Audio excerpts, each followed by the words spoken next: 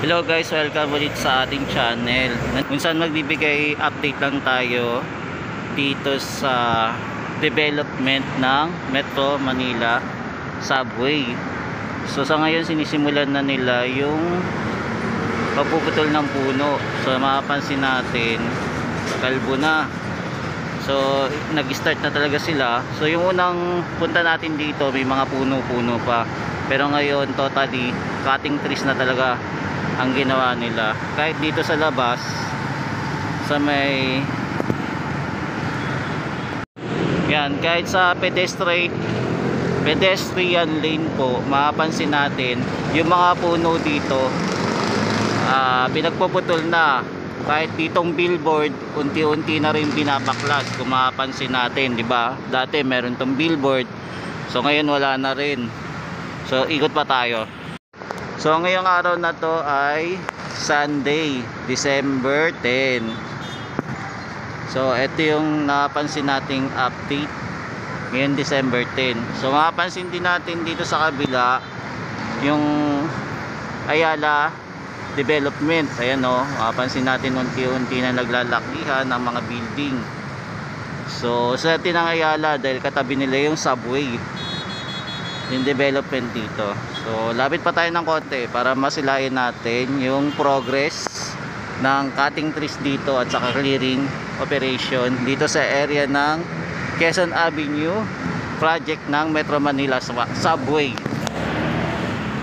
Yan, so puntahan natin sa baba.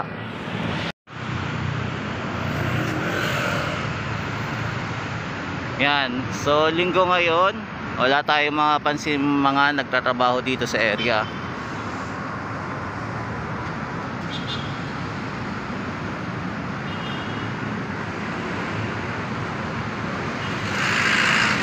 So ito ding bahay na to, office warehouse, posible na rin masira. Ayan. So ito ang linis na, linis ng kapaligiran dito.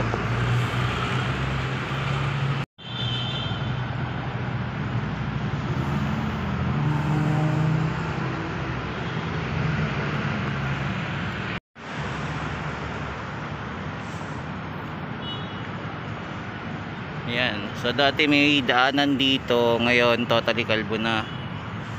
Ubus na ang mga puno. Unti-unti nang tinatanggal nila. So ayan, mayroon din ditong warning, falling object. So ayan yung mga bakal, oh, natanggal na. So gamit nila welding. So ayan, wala nang billboard sa area ng Quezon Avenue, totally tanggal na. Ayan.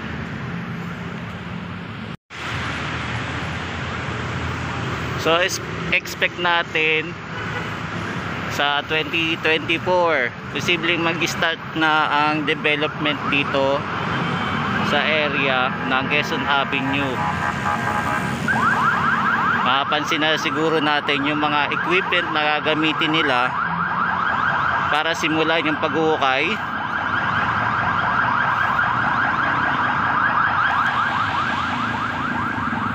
Yan o, mga puno, putol-putol na.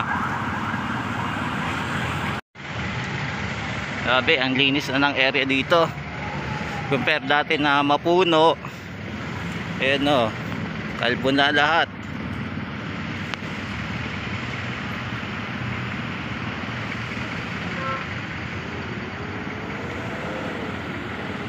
May mga pansin pa tayo mga sasakyan dito, mga tricycle, truck na dito tambakan. Siguro ito yung mga nahuli.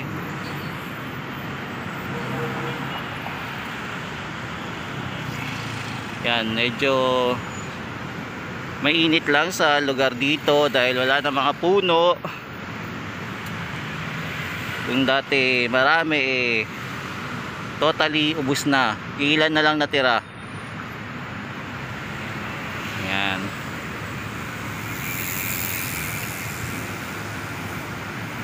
Lawak. Lawak ng subway. So abangan-abangan natin yung development sa area dito. Yan. So unti-unti na natin nakikita yung progress. So hopefully may experience din natin sumakay sa the right time. Makasakay tayo sa subway.